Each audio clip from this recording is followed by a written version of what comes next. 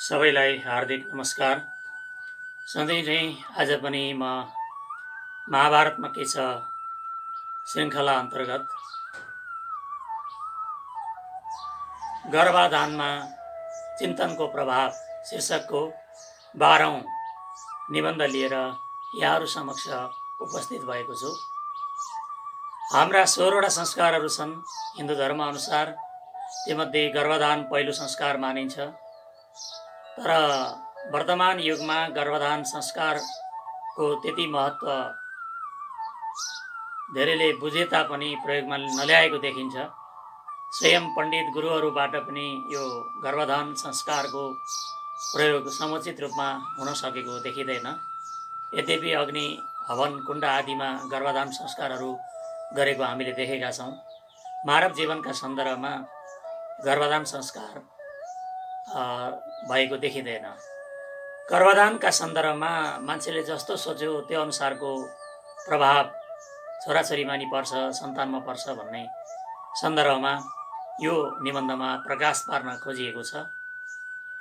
गर्भाधानमा चिन्तनको प्रभाव।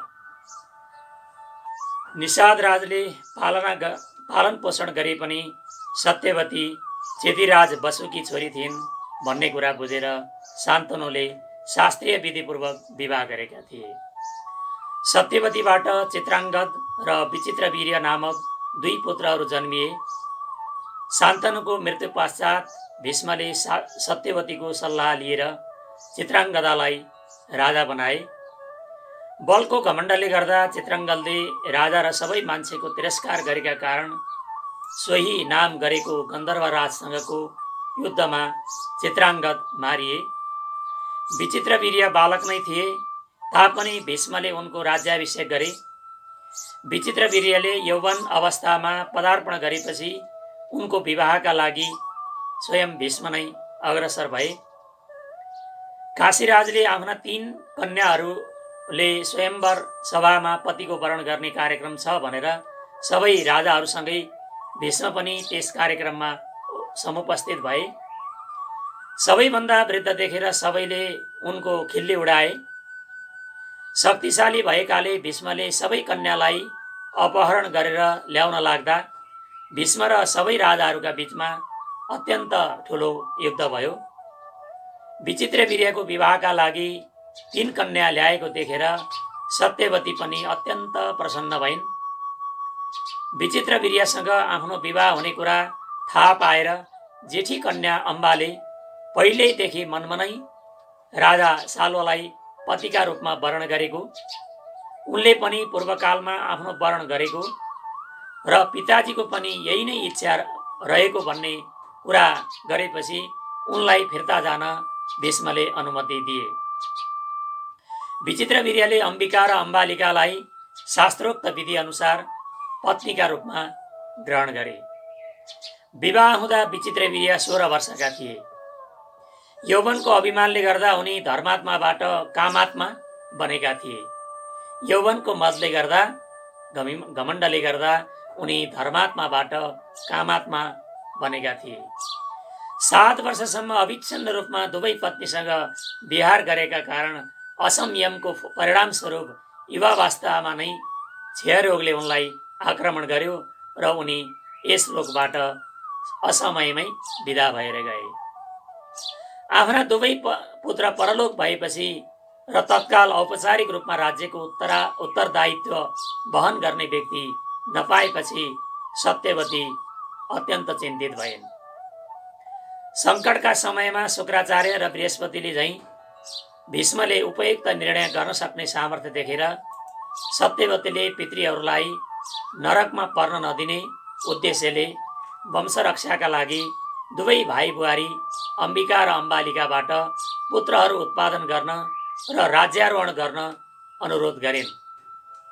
परन्तु भीष्मले आफ्नो दृढ प्रतिज्ञा प्रति प्रतिबद्ध रहँदै सबै त्याग गरे पनि सत्यप्रति अत्यन्त निष्ठावान रहिरहने, क्षत्रियका लागि सत्यबाट विचलित हुनु कुनै पनि धर्ममा श्रेयस्कर नरहेको र वंश परम्पराको सुरक्षाका लागि कुनै उपाय सोचिरहेको बताउँछन्।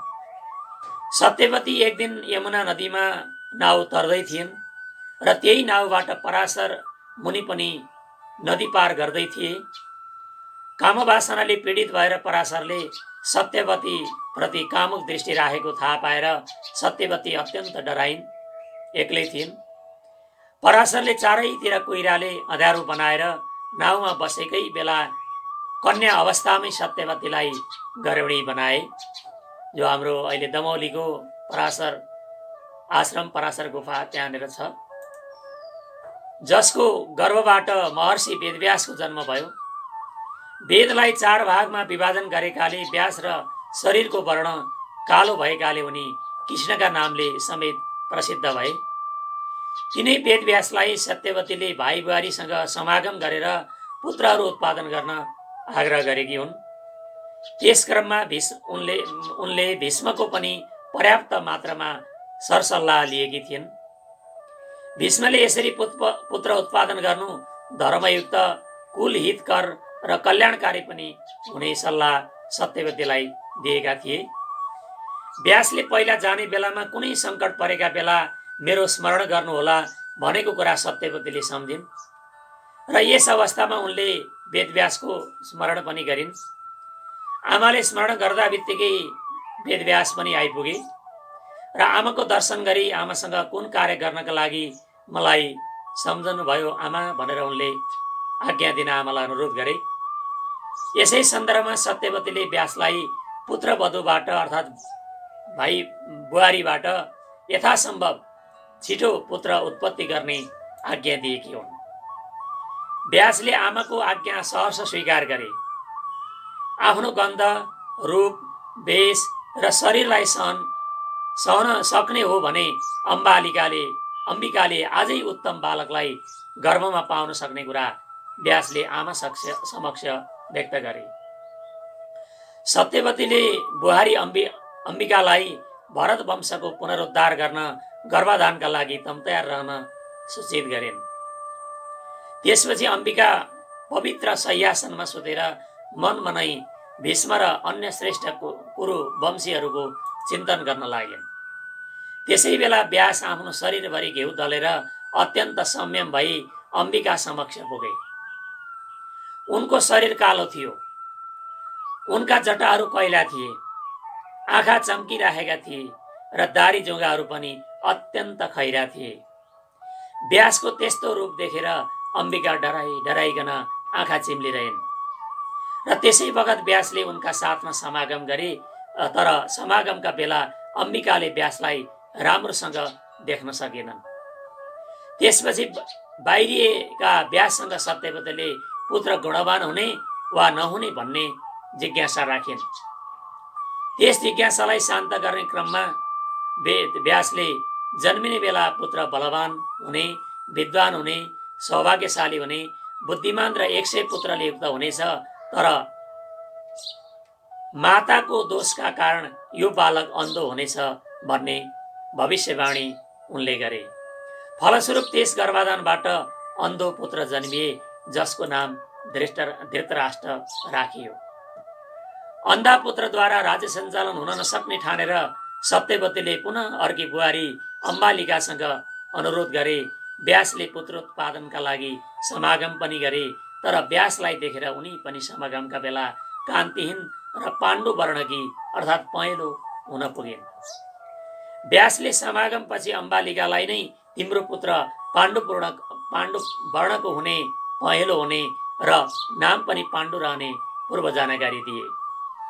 समागम गरेपछि बाहिर आएका व्यासले आमा सत्यवतीको जिज्ञासा शान्त गर्दै यस गर्भबाट जन्मिने बालक पाण्डु वर्णको अर्थात् पहेँलो हुने कुरा बताए।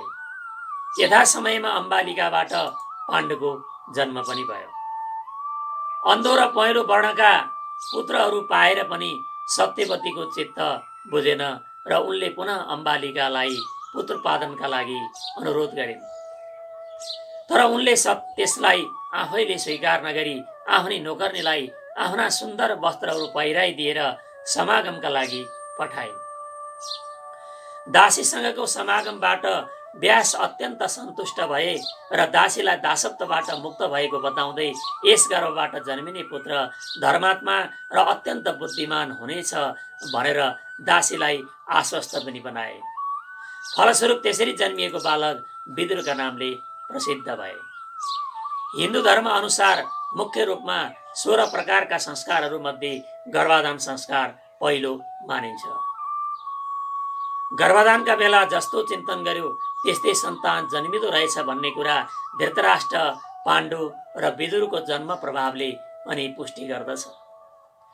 वर्तमानमा मासिक रजस्वला रोकिएपछि वा डाक्टर कहाँ गएपछि मात्र गर्भ रहेको थाहा पाउनेहरूको भिड बढिरहे पनि समागमपछि गर्भाधानको जानकारी तत्कालै आफैले पाउने केही दम्पतिहरू समेत हाम्रो समाजमा अवश्य हुन सक्लान्। गर्भाधानसँगै सीमन्तोन्नयन, पुंसवन र जातकर्म संस्कारको महत्त्व बोध गर्दै गर्भस्थ सन्तान राम्रो होस् भन्ने कामनाले गर्भिणी माता चिन्तामुक्त रही सत्चिन्तन तर्फ अग्रसर गर्नु श्रेयस्कर देखिन्छ। निश्चय नै गर्भ रहने बेलामा आमाले र बुवाले जे जस्तो चिन्तन गरे, जे जस्तो विचार राखे, जे जस्तो चाहिँ दृष्टि राखे त्यो अनुसारको सन्तानमा अवश्य नै प्रभाव पर्छ भन्ने यो महाभारतको दृष्टान्त वर्तमान पुस्ताहरूले पनि यथासम्भव अँगाल्न सके आफ्ना सन्ततिहरूको भविष्य सुन्दर हुने कुरामा विश्वस्त रहन सकिन्छ। यो हेरेर यहाँहरूलाई लागेका जिज्ञासा युट्युबको कमेन्ट बक्समा कमेन्ट गर्नुहुन सबैमा हार्दिक अनुरोध गर्दछु। धन्यवाद।